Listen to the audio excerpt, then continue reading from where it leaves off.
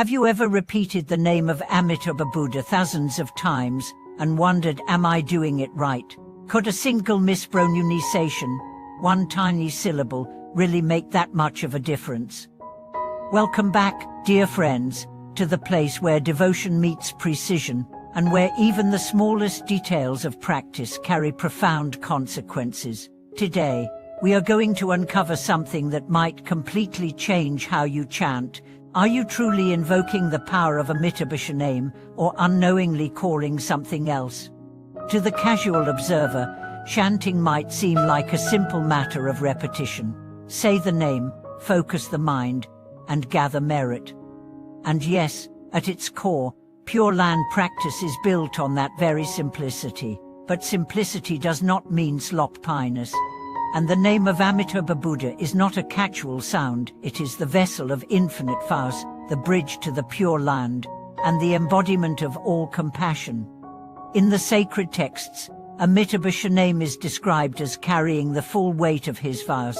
It is not just a name, it is a mantra, a seal, a promise. And when that name is invoked correctly with clarity, sincerity, and accuracy, it has the power to shatter eons of karma and plant the seed of rebirth in the Pure Land.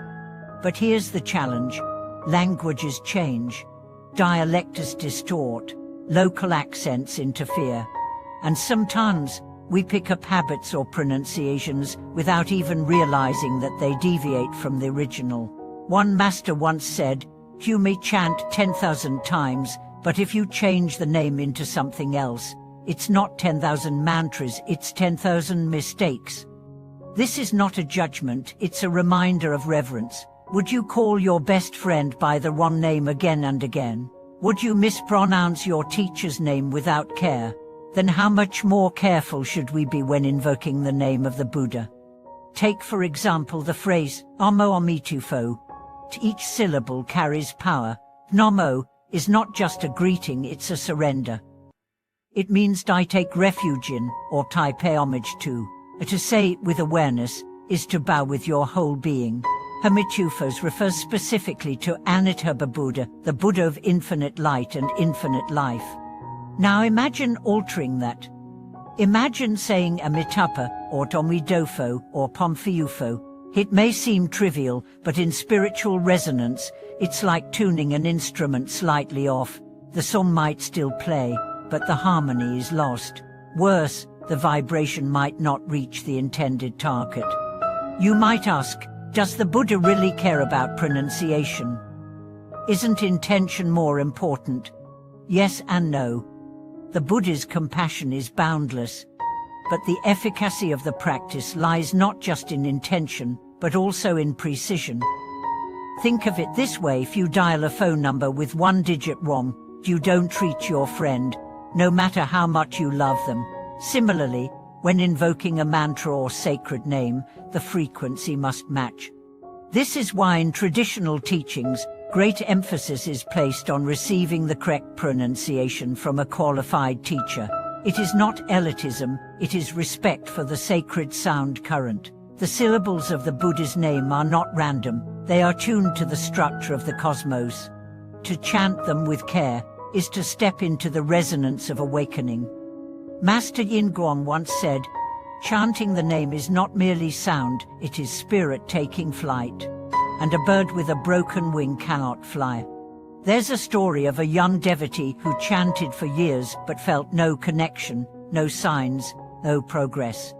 One day, an old monk overheard her chanting and gently corrected her pronunciation. She had been slightly shortening the syllables. After that adjustment, she said her entire practice transformed. The words felt alive. The presence felt near. This is not superstition. It's spiritual physics. The right sound opens the right door. That said, don't let fear or obsession take over. The goal is not perfection in tone, but precision born of love. When you chant, chant with attention. Enunciate each syllable. Feel the sound vibrate through your body. Let your tongue, lips, breath, and heart move in unison. If possible, listen to recordings from realized masters. Repeat with them. Let the correct pronunciation imprint itself in your cells. Practice slowly at first, then allow the rhythm to flow. Over time, the name becomes not just something you say, it becomes who you are. And remember, the name of Amitabha is not just a tool, it is a being, a light, a vow. When you say Namo Amitabha, you're not just repeating a phrase. You're calling home. You're aligning your soul with the field of infinite compassion. There's a tale of a dying man who struggled to speak. His lips were dry, his voice faint. But with each breath, he managed to whisper the name slowly, carefully. Witnesses said they could feel the air change. His face glowed. His body relaxed. When he passed, there was peace, because every syllable was a door, and he walked through. This is what we must remember. Every chant is a step toward the Pure Land. Every sound is a spark of the vow, and every syllable matters. Even modern science confirms that sound effects matter. Cymatics shows how different frequencies create different patterns in water or sand. If earthly sound creates form, how much more do sacred sounds create spiritual structures? When you chant with accuracy, you are building your lotus seat in the Pure Land with perfect breaks. When you chant carelessly, the structure is shaky. And yet, even then, the Buddha's light remains near, waiting for you to remember, realign, return. So begin again, today, with awareness, with clarity, with care. Stand or sit, breathe deeply. Say Namo Amitabha slowly, feel each vowel. Let the sound echo in your heart. Say it with the love you would offer to your dearest friend, because the Buddha is that friend, and his name is your bridge back to truth. Thank you for watching this video. If this teaching helped you refine your practice or opened your eyes to something you overlooked, share your experience below. How do you chant? What helped you deepen your recitation? Let's grow together in clarity. And don't forget to like, subscribe, and help us bring authentic teachings to others walking the same path.